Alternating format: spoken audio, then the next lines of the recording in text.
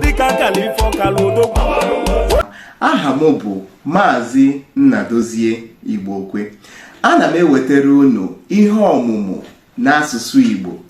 N'ihe ọmụmụ nke taa, anyị ga-amalite ka ndị Igbo ji kedu ajụ ajụjụ. Kedu.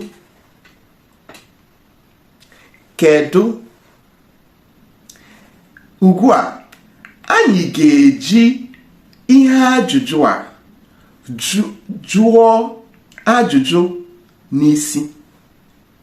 Anyị ga-ajụ ezigbo ajụjụ iji kedu. Gekwanụ ntị ọfụma. Kedu ka ị mere? Kedu ka ị mere? Kedu ka ị mere? Kedu otu ị dị? Kedu otu ị dị? Kedu otu ị dị? Kedu ihe na-eme? Kedu ihe na-eme? Kedu ihe na-eme?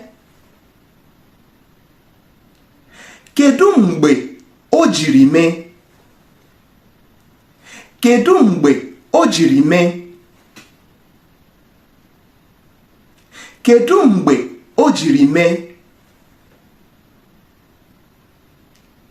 Kedu oge o mere? Kedu oge o mere? Kedu afọ o mere? Kedu afọ o jiri mee? Kedu afọ o jiri mee? Kedu ụbọchị o mere? Kedu ụbọchị o mere? Kedu ụbọchị o jiri mee? Kedu ebe o mere? Kedu ebe o mere? Ebe ịma na-ara egwu afọ ime aka, asị na-egbokata ide na ọkwapụ mgbe oluwa. Ka nke n'ebe odogwu emerike ike ji ọfọ.